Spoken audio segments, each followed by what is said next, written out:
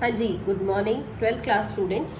आज की वीडियो में हम बेटा डिफरेंट टाइप्स ऑफ फंक्शंस के बारे में पढ़ेंगे, क्योंकि ये जो फंक्शंस हैं ये अलग अलग चैप्टर्स में आपके पास आते रहेंगे। तो आपको इन फंक्शंस की नेमिंग पता होनी चाहिए और डिटेलिंग भी पता होनी चाहिए कि किस किस टाइप के फंक्शंस हैं। तो first of all I am talking about constant function. Constant function constant function आपको किस तरह से नजर आएगा बेटा? कांस्टेंट फंक्शन जो फंक्शन होगा हम कहेंगे f is a function from r to r defined by real number से रियल नंबर में हम इस फंक्शन को डिफाइन करेंगे। और किस तरह से लिखा जाएगा? f(x) is equal to k for every x belongs to real number and है ये जो हम k लिख रहे हैं बेटा, ये k क्या है? है this k is any integer.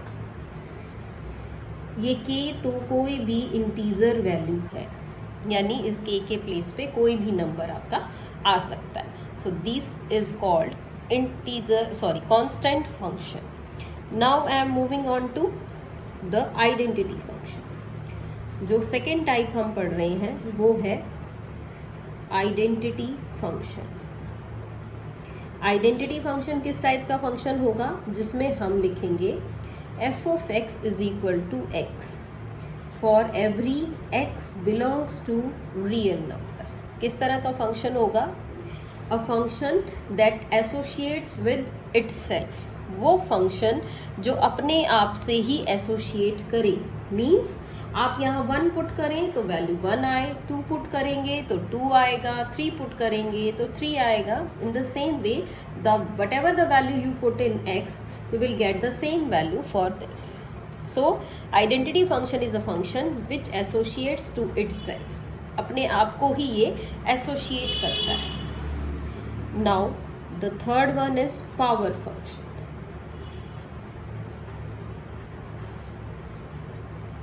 Power function इसके नेम से ही पता चल रहा है बेटा हमें। पावर फंक्शन कैसा फंक्शन होगा जिसको हम डिफाइन करेंगे f(x) is equal to x raise to the power a, where a क्या होगा?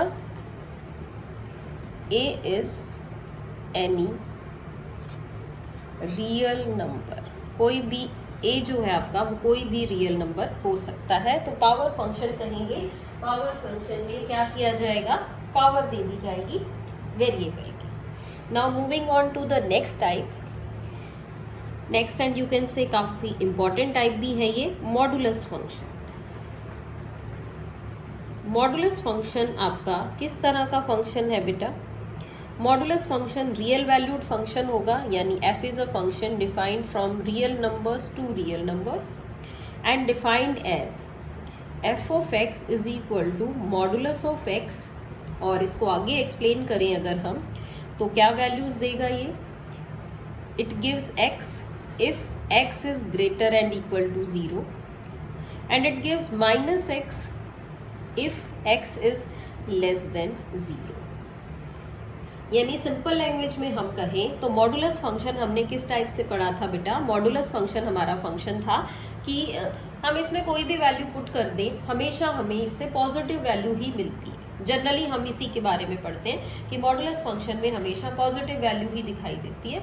आप x की वैल्यू पॉजिटिव रखें, 4 रखें तो भी आंसर 4 है। अगर आप -4 रखें तब भी आंसर 4 है। ये तो हमारी जनरलाइजेशन है जो सिंपल लैंग्वेज में हम पढ़ते हैं कि मॉडुलस फंक्शन हमेशा पॉजिटिव वैल्यू देता है। लेकिन डेफिनेशन क्या है? डेफिनेशन में ये कहा गया कि अगर x आपका 0 से ग्रेटर है या 0 के इक्वल है तो वही आंसर है आपका जो x की वैल्यू। लेकिन अगर x की वैल्यू 0 से छोटी है यानी कि नेगेटिव वैल्यू है तो क्या करेंगे? तो आप एक नेगेटिव साइन खुद भी लगाएंगे इसमें, ताकि वो जो वैल्यू आपके पास आए आप उसको पॉजिटिव में कन्वर्ट कर सकें। Now moving on to next function, signum function. Signum function signum function देखिए किस तरह से डिफाइन करेंगे बेटा हम।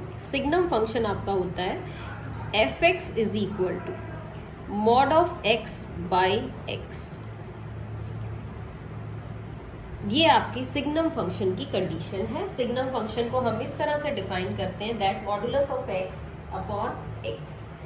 अब इसकी और डिटेलिंग पढ़ते हैं तो हम क्या कहेंगे सिग्नम फंक्शन के बारे में कि ये जो f(x) है आपका, इसको हम किस तरह से लिख रहे हैं, अगर x की वैल्यू ग्रेटर देन 0 है, means if this x is greater than 0, तो x ग्रेटर देन 0 आप लेंगे, यानी ये वैल्यू भी पॉजिटिव और ये वाली वैल्यू भी पॉजिटिव, तो ये आपका कट हो जाएगा as it is and you will get 1। अगर आप x को 0 लेते हैं तो वैल्यू आपकी 0 ही आएगी। अगर ये कहा जाए कि जो x है उसकी वैल्यू लेस देन 0, यानी हमने x को एक नेगेटिव नंबर चूज कर लिया, नेगेटिव नंबर आप चूज करेंगे तो ये तो पॉजिटिव ही बन जाएगा, लेकिन यहाँ पे नेगेटिव नंबर रहेगा जिसको आप अगर कट करके सिंप्लीफाई करें then you will get minus. तो सिग्नम फंक्शन जो है आपका वो इस तरह से 3 तरीके से डिफाइन होगा। अगर ये ग्रेटर देन 0 है तो आपकी वैल्यू आएगी 1, अगर ये 0 है तो वैल्यू भी आएगी 0, और अगर ये वैल्यू लेस देन 0 है तो आपको क्या मिलेगा, -1 मिलेगा। तो इस तरह से आप इसको लिख सकते हैं। Now moving on to the next type, और जो आपका फंक्शन है ग्रेटेस्ट इंटीजर फंक्शन। अब हम बात कर रहे हैं, फंक्शन आपका है greatest integer function. Greatest integer function को किस तरह से डिफाइन करेंगे, ग्रेटेस्ट इंटीजर फंक्शन में क्या कहा जाएगा, पहले आप नोटेशन देखिए इसकी। अगर हम इस तरह कैपिटल ब्रैकेट्स के बीच में कोई भी वैल्यू लिख देते हैं for every x belongs to r, तो ये आपका ग्रेटेस्ट इंटीजर फंक्शन है। और क्या कहा जाएगा, इसमें क्या आएगा, it attains the value of, क्या वैल्यू आएगी इसकी, ग्रेटेस्ट इंटीजर लेस देन और इक्वल टू x। जो आपको x गिवन होगा या तो उसके इक्वल इसकी वैल्यू आ जाए, या हम कहेंगे कि उसकी जो वैल्यू होगी वो क्या बनेगी, वो जो आपके पास गिवन वैल्यू है उसका जो लेस होगा, इंटीजर जिससे बन जाए, वो आप इसके आंसर में लिखेंगे। फॉर एग्जाम्पल देखिए, समझिए इसको, मैंने जो फंक्शन लिया है वो लिया है मान लीजिए 1.35। तो 1.35 में क्या लिखना था हमें, ग्रेटेस्ट इंटीजर लेस देन और इक्वल टू x। ये है आपके पास x, इसमें या तो इससे लेस आए या फिर इसके इक्वल आ जाए। तो इक्वल तो नहीं आ सकता क्योंकि ये एक डेसिमल नंबर है, इंटीजर नंबर नहीं है, तो अगर हम इसमें इंटीजर नंबर ढूंढेंगे तो आपके पास आएगा 1। अगर हम इसका नेगेटिव केस लें, मान लीजिए मैंने नंबर लिखा -3.75, तो -3.75 से छोटा, यही तो कहा गया है इंटीजर लेस देन, इससे छोटा इंटीजर बनेगा -4। तो देखने वाली बात ये है कि जब आप इंटीजर लिख रहे हैं ग्रेटेस्ट इंटीजर फंक्शन, तो जो गिवन वैल्यू है उससे आपको छोटा इंटीजर देखना है। यानी 1.35 से छोटा इंटीजर है 1, -3.75 से छोटा इंटीजर है -4। जब आप नेगेटिव में जाएंगे तो नंबर इंक्रीज करेंगे छोटे के लिए, जब आप पॉजिटिव में जाएंगे तो नंबर आपका एज इट इज आ जाएगा।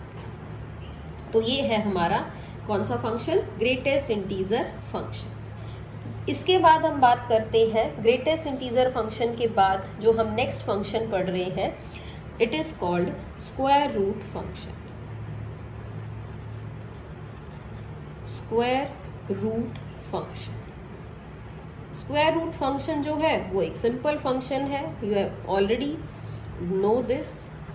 ये जो फंक्शन है इसको हम कैसे लिखेंगे, रूट x, यानी हमने क्या किया, इसका स्क्वायर रूट ले दिया है, तो ये आपका स्क्वायर रूट फंक्शन बन जाएगा। The next I am moving on to exponential functions. Exponential function, exponential function में आप क्या कहेंगे? एक्सपोनेंशियल फंक्शन में जो वेरिएबल होगा वो पावर में होगा। किस तरह से? जैसे हमने ये फंक्शन मेंशन किया, इसको लिखा a raise to the power x for every x belongs to real number, और जो बेस वाली वैल्यू है वो हमेशा 0 से बड़ी रहेगी। तो ये हमारा एक्सपोनेंशियल फंक्शन होगा, यानी बेस की वैल्यू 0 से हमेशा बड़ी और जो वेरिएबल है वो आएगा पावर में। तो this is an exponential function. Now exponential function के बाद हम बात करेंगे बेटा लॉगरिथमिक फंक्शन की। लॉगरिथमिक फंक्शन जिसको हम अपनी सिंपल लैंग्वेज में लॉग फंक्शन भी बोलते हैं। लॉग फंक्शन किस तरह से लिखा जाएगा? इसमें हम लिखेंगे f of x is equal to log of x, और यहाँ पे एक हम बेस कंसीडर करते हैं जिसको एक नॉर्मल वैल्यू कहा जाता है, और इसका बेस है a। हमने इसका बेस जो है वो क्या कंसीडर किया है? a कंसीडर किया है। साथ साथ जो कंडीशंस है वो है x की वैल्यू हमेशा ग्रेटर देन 0 रहेगी आपके लॉगरिथमिक फंक्शन में, और a भी ग्रेटर देन 0 रहेगा इस फंक्शन के अंदर। अब थोड़ा सा लॉग फंक्शन के बारे में और जानते हैं। अगर लॉग फंक्शन ऐसे लिख रखा हो log ax, और हम इसको कहें log ax is equal to y, तो लॉग फंक्शन को सिंप्लीफाई करके किस तरह से लिख पाएंगे? इसको हम लिखेंगे a raise to the power y is equal to x, और you can say this x is equal to a raise to the power y। ये आपका मेथड रहेगा इसको लिखने का। फॉर एग्जाम्पल आपको कहा गया है कि log 5 यहाँ आया आपके पास 32, I am writing 25 and this is 2। तो इसका मीनिंग क्या है? इसके मीनिंग को समझते हैं। ये लिखा गया है 25 is equal to 5 raise to the power 2। देखिए एग्जैक्ट है, तो इस तरह से हमें इसको मेंशन करना है। तो ये आपका कौन सा फंक्शन हो जाएगा? लॉगरिथमिक फंक्शन हो जाएगा। लॉगरिथमिक फंक्शन की कुछ और प्रॉपर्टीज हम पढ़ेंगे, क्योंकि लॉग फंक्शन काफ़ी इंपॉर्टेंट फंक्शन है, और इसकी प्रॉपर्टीज देख लेते हैं एक बार क्या क्या है। Properties of log function. Log function की जो प्रॉपर्टीज है, फर्स्ट ऑफ ऑल हम लिख रहे हैं कि log a1 ये आएगा 0, क्योंकि आप a की पावर 0 करेंगे, किसी भी नंबर की पावर 0 करेंगे तो वो 1 आ जाएगा। सेकेंड प्रॉपर्टी इज अगर सेम नंबर का लॉग है और सेम ही बेस में है आपके पास, सो द वैल्यू इज 1। इसकी जो वैल्यू आएगी वो क्या आएगी? 1 आएगी। इसी तरह से अगर लॉग में आपके पास मल्टीप्लिकेशन में 2 नंबर्स हैं, तो आप मल्टीप्लिकेशन को किस में चेंज करेंगे? log of x plus log of y, और जो नंबर है वो आपका दोनों के साथ बेस में आ जाएगा। इन द सेम वे आप इसको डिवीजन में भी लिख सकते हैं, log a x by y। तो इसको लिखेंगे log a x by log a y। इसको रीड कैसे करते हैं? log of a to the base, log of x to the base y, या log of y to the base a। एक important property, अगर लिखा गया है log ऑफ ax, तो आप इसको 1 भी लिख सकते हैं। आप क्या करेंगे? जो बेस है और जो log वैल्यू है उसको आप चेंज कर सकते हैं, यानी आप इस फॉर्म में भी लिख सकते हैं। क्यों लिख सकते हैं? क्योंकि आप इसके मीनिंग को समझिए। इसका मीनिंग क्या है? इसका मीनिंग है log of x by log of a, और अगर आप इसको रिवर्स कर देंगे तो इसका मीनिंग भी उसी टाइप का बन जाएगा। तो आप इस तरह से आप इन दोनों वैल्यूज़ को लिख सकते हैं। तो लॉग फंक्शन काफ़ी इंपॉर्टेंट है। लॉग फंक्शन की वैल्यूज़ को, इसकी प्रॉपर्टीज़ को भी आपको ध्यान से समझना है। तो आज हमने डिफरेंट टाइप ऑफ फंक्शंस पढ़े हैं। डिफरेंट टाइप ऑफ फंक्शंस आप पढ़ सकते हैं, greatest integer, simple function, signum function, constant function, modulus function, exponential function, logarithmic functions. There are lot of functions that we have studied today. तो इनको revise करिएगा और फंक्शंस की डेफिनेशंस और उसकी प्रॉपर्टीज आपको क्लियर होनी चाहिए। That's all for today. Thank you so much.